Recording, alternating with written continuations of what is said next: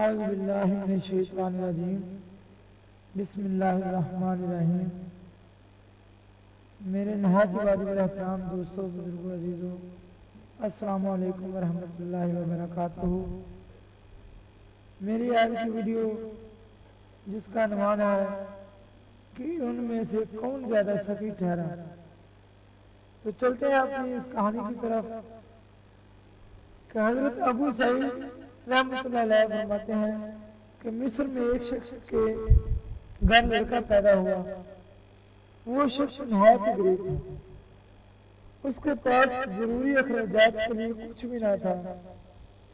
مجبور ہو کر وہ اپنے ایک دوست کے پاس پہنچا تاکہ وہ اس کی مدد کر سکے۔ اس کا دوست خود بھی غریب تھا۔ اس کے دوست نے یہ کہا کہ میں کچھ دے تو نہیں سکتا، لیکن میں آپ کی یہ مدد ضرور کر سکتا ہوں کہ میں آپ کے ساتھ کسی آدمی کے ساتھ پاس چلتے ہیں اور اس سے مانگ لیتے ہیں، ہو سکتا ہے آپ کی غرض پوری ہو جائے۔ تو وہ اس شخص کو لے کر مصر کے چند مالدار لوگوں کے پاس باری باری پہنچا، لیکن کسی نے اس کی کچھ مدد نہ کی۔ تو وہ پریشان ہو کر اس شخص کے ہمراہ سیدھا قبرستان جا پہنچا۔ اس نے ایک قبر کے پاس کھڑے ہو کر فاتحہ پڑھی اور پھر سامنے قبر سے یوں خطاب کیا کہ اے اللہ کے نیک بندے، تجھ پر اللہ اپنی رحمت نازل کرے۔ دنیا کی زندگی میں تو ہمیشہ سخاوت کرتا رہا، غریبوں کے دکھ درد میں ان کی مدد کرتا رہا۔ تو نے کسی سوالی کو مایوس نہ کیا تھا، لیکن آج میں اس غریب کی پریشانی کو دور کرنے کی خاطر بہت سے مالداروں کے لوگوں کے پاس گیا، مگر کسی نے کچھ نہ دیا۔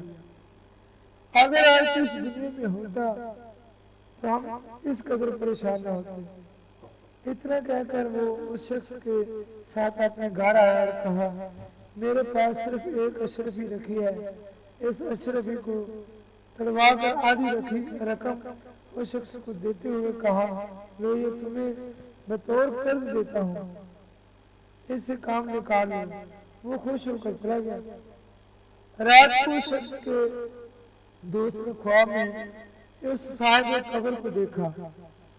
اس سخی مرد نے کہا کہ جو کچھ تم نے میری قبر پر کہا تھا میں نے سن لیا تھا، چونکہ اہل قبور کو جواب دینے کی اجازت نہیں، اس لیے اب میں تمہیں ہدایت کرتا ہوں کہ تو صبح میرے گھر جا، میرے بیٹوں سے کہنا کہ چولہے کے پاس 500 اشرفیاں دفن ہیں، انہیں نکال کر اس ضرورت مند شخص کو دے دیں۔ صبح وہ اس کے گھر گیا، اس کے بیٹوں سے اس کا پیغام کہا سنایا۔ انہوں نے چولہے کے قریب زمین کھودی تو واقعی 500 اشرفیاں برآمد ہوئی۔ اس نے ان سے کہا، یہ اشرفیاں ضروری نہیں کہ سب کی سب دے دو، یہ تمہاری ملکیت ہے، جتنی چاہو دو، اگر نہیں چاہتے نہ دو، یہ تمہیں اختیار ہے۔ لیکن لڑکی بولے کہ سبحان اللہ، ہمارا مرحوم باپ کو مرنے کے بعد بھی سخاوت کرے اور ہم بخل سے کام لیں۔ انہوں نے سب اشرفیاں ان کے حوالے کر دی اور کہا، آپ مہربانی کر کے اس حاجت مند شخص کو پہنچا دیں۔ جب وہ شخص پاس پہنچا تو اس شخص نے ان میں سے ایک اشرفی لے کر آدھی تلوائی اور اس کی رقم جو قرض لیا ہوا تھا اس کو بولا، بس اب مجھے ان کی ضرورت باقی نہیں رہی، مجھے قرض ادا کرنے کے لیے صرف آدھی اشرفی ہی درکار تھی، یہ سب اشرفیاں لے جاؤ اور محتاجوں کو بانٹ دو۔ حضرت ابو سعید نے فرمایا کہ میں فیصلہ نہیں کر سکا کہ ان سب میں سب سے زیادہ کون سخی ہے۔ تو دوستو، جب کسی پر کوئی برا وقت ہو تو خدا را اس کی مدد کر دیا کرو، ہو سکتا ہے کہ اللہ تبارک و تعالیٰ اس کی مدد کی بدولت آپ پر بھی رحم فرما دے۔ تو امید کرتا ہوں کہ میری یہ ویڈیو آپ کو پسند آئی ہوگی۔ اور میری ویڈیو کو شیئر بھی کرنا اور میرے چینل کو سبسکرائب بھی کرنا. دعا میں یاد رکھنا. جزاکم اللہ خیر. اللہ حافظ.